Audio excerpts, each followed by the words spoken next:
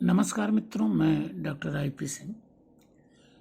इधर शीतलहरी के चलते आपकी सेवा में कोई वीडियो प्रस्तुत नहीं कर पाया।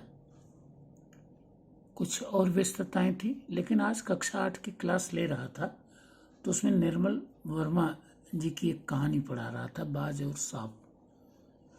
तो मेरे मन में कुछ संवेदनाओं ने जन्म लिया, तो मैंने सोचा कि क्यों ना आपके साथ उसे साझा किया जाए। तो ये वीडियो उन्हीं संदर्भों से जुड़कर आपकी सेवा में प्रस्तुत कर रहा हूँ। आशा है कि आपका मनोरंजन होगा और थोड़ा आपको ये प्रबोधित भी करेगी। तो चलिए जुड़ते हैं। बाज और सांप कक्षा 8 की हिंदी पाठ्य पुस्तक बसंत भाग 3 में निर्मल वर्मा की इस शीर्षक से एक कहानी संकलित है, मानवीय आचरण की निर्देशिका। यह कहानी दो मानवेतर जीवों को आधार बनाकर लिखी गई है। ध्यान रखें, पुरातन समय में पशु पक्षियों को ही आधार बनाकर रचनाएं लिखी जाती थी, जिसका सबसे बड़ा प्रमाण पंडित विष्णु शर्मा लिखित पुस्तक पंचतंत्र है। लेकिन अब हम खुल्लम खुल्ला या सरेआम एक दूसरे पर टिप्पणियां करने लगे हैं, जो कि संगत दृष्टिकोण कदापि नहीं माना जा सकता।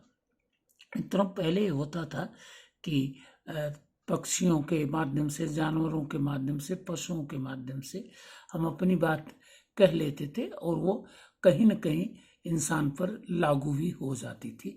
तो अब आ जाए इस कहानी की मूल संवेदना पर। इसमें दो भिन्न चरित्र हैं, सांप और बाज।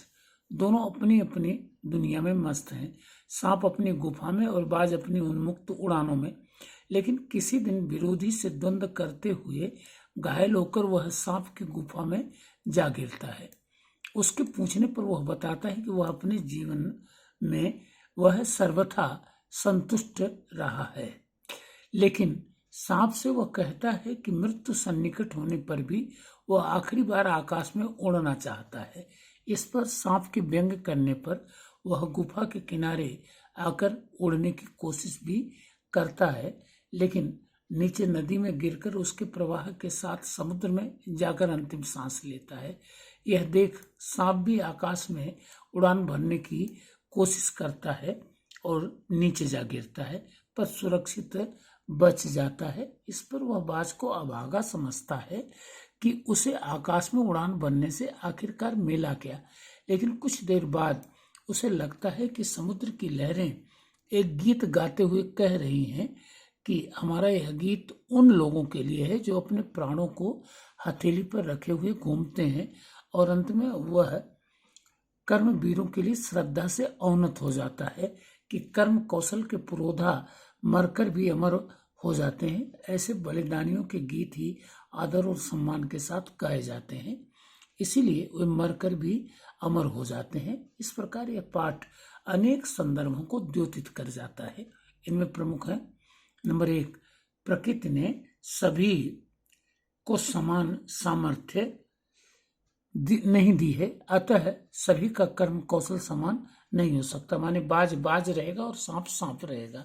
नंबर 2, सच्चे कर्मयोगी अपनी रचना धर्मिता से कभी विमुख नहीं हो सकते, भले ही इसके लिए उन्हें अपनी जान से हाथ धोना पड़े। नंबर 3, दूसरे के कर्मों का अनुकरण सदैव अपनी सामर्थ्य और प्रकृति को देखकर ही करना चाहिए। आज के परिवेश में सबसे संगत बात है मित्रों कि हम अपनी सामर्थ्य को देखते नहीं और दूसरों से अपनी तुलना करने लगते हैं उपलब्धियों के लिए, और निराधार हाथ पांव चलाते हैं या फिर गलत रास्तों पर चलते हैं। नंबर 4, विरोधी कैसा भी हो पर उसकी उपलब्धियों का सदैव सम्मान होता ही है।